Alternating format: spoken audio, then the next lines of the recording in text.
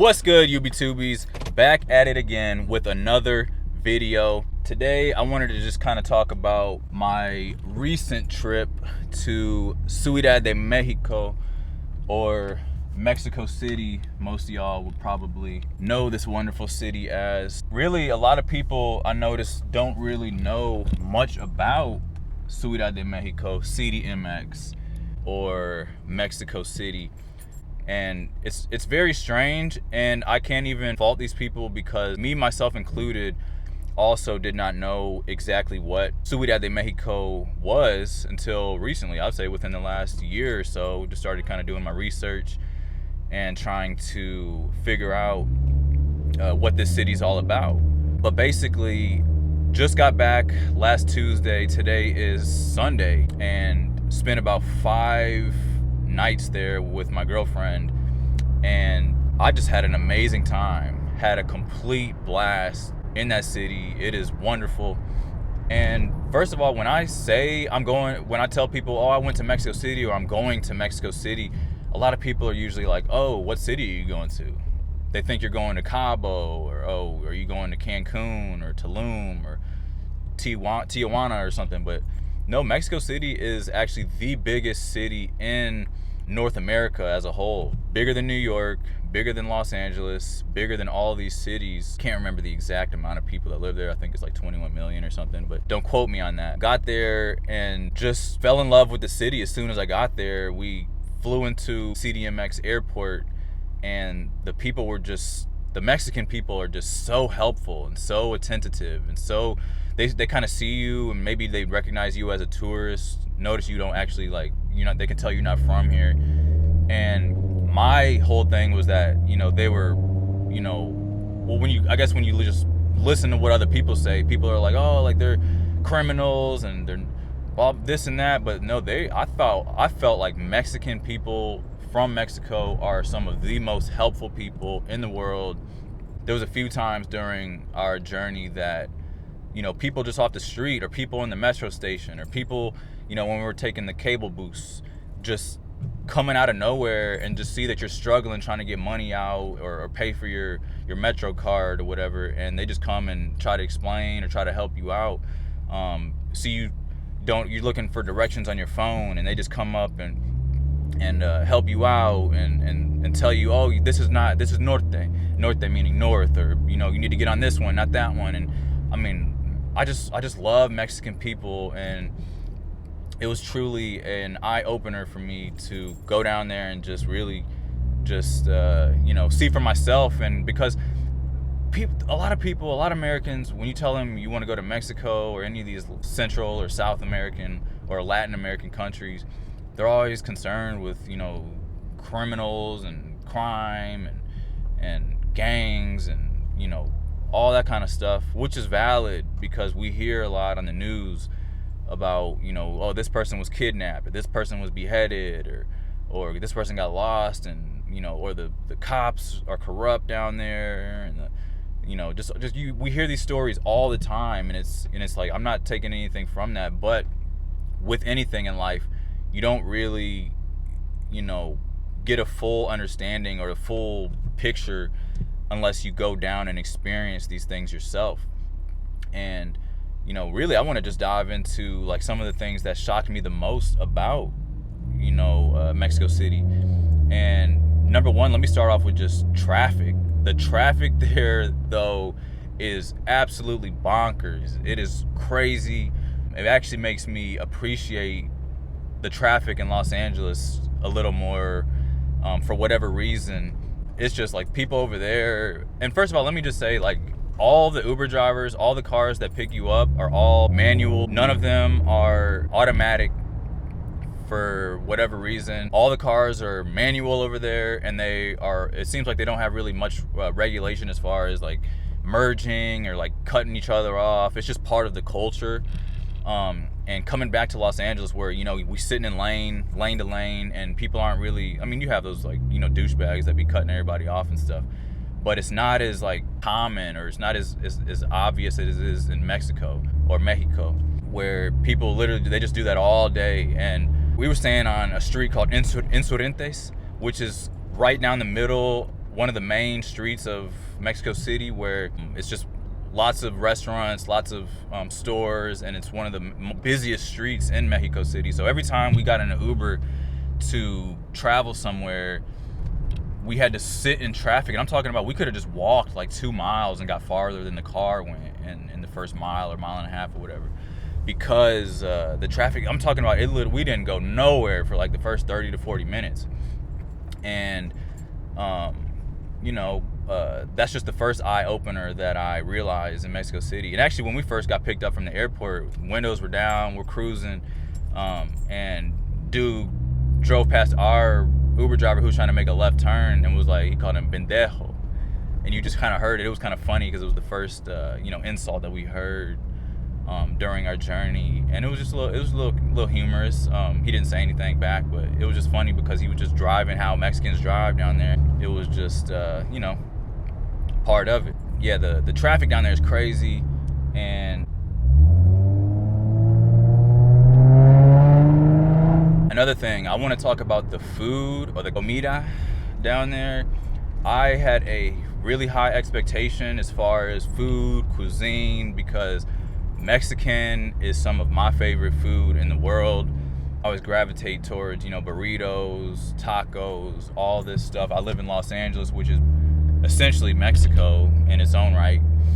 But going down there, I realized like the only thing that I really enjoyed as far as getting what I expected as far as food is the tacos. Tacos down there are crazy. It's hard to beat, an al pastor taco or a pork shoulder. I can't remember it starts with a C. I can't remember the name of the pork shoulder that we kept eating. But the tacos down there are ridiculous. We still have some amazing tacos here in Los Angeles. But all the other food, I was not really that impressed with. I was kind of underwhelmed with the other foods as far as the enchiladas. Just a lot of the dishes there are just drowned in sauce. A lot of salsa verde, salsa rojo. Everything includes a bunch of just wet sauce, and it doesn't have as much flavor as what I am used to or what I was expecting from the Mexican people. And I don't know if I was just going to the wrong locations, but these are all places that were recommended by other people, other tourists that we met while we were on vacation. Everything was just drowned in some sort of sauce. The chilaquiles, which is I've never really been a huge fan of chilaquiles, which is basically nacho chips or tortilla chips that have a couple eggs with it and a bunch of salsa, and usually served with a little side of frijoles, which is beans. It's just, it was all right. I wasn't really impressed with any of the sit-down restaurants where we went and had actual food and sat down at an actual restaurant. But as far as taco stands and getting, cheap food, first of all the food down there and transportation and everything is extremely cheap. So if you are thinking about going down there, don't worry about your wallet, because it is really very inexpensive to travel. All the Ubers and everything down there was literally like $6.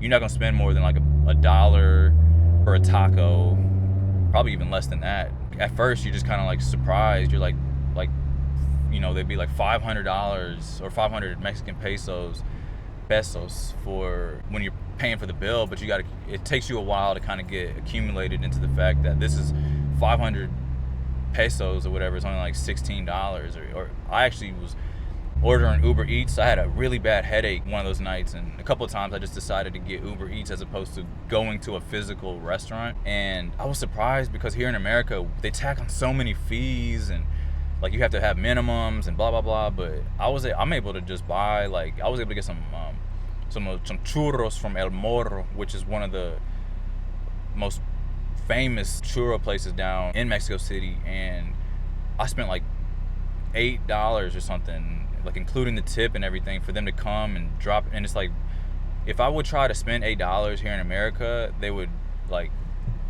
charge you an additional $12 or whatever just to meet the minimum requirements, and that's without the tip and all the fees and everything. It's crazy how cheap everything is down there. It's I feel like it's even cheaper than what I'm presenting to y'all via this YouTube video.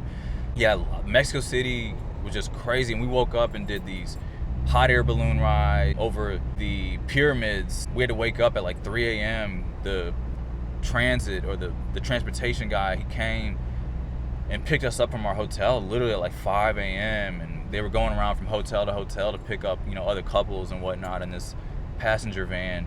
It was like 8 people in our van. We went out to the thing, and it's kind of like nerve-wracking because I've never obviously been on a hot air balloon ride, but it's just mind-boggling or mind-blowing.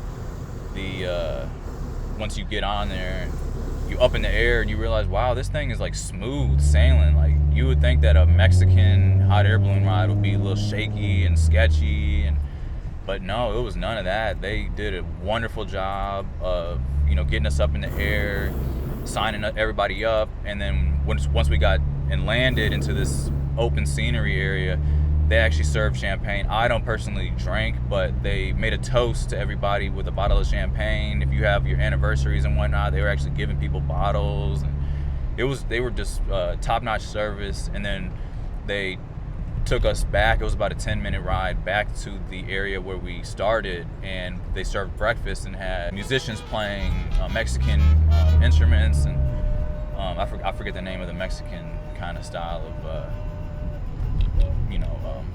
music, but they had that playing while we were eating breakfast, and it was an opportunity for everybody to meet each other and talk to each other about their experiences.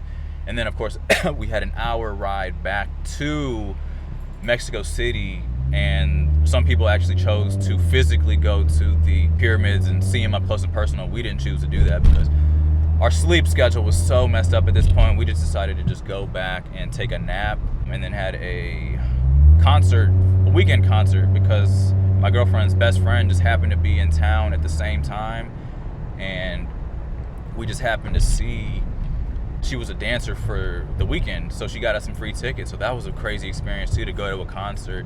And I think it's a good idea to just go to Six Flags or go to a concert or something like that while you're in another country, because it's a totally different experience. It's similar to America, but it is a different experience, and I highly recommend you all check it out if you're on vacation. And it just gives you a little insight on how they do things in other countries and other places. The culture there is just wild, it's magnificent, it's just full of color. I'm just so surprised how helpful the Mexican people are in general. I love all the people down in Mexico. I can't state it enough.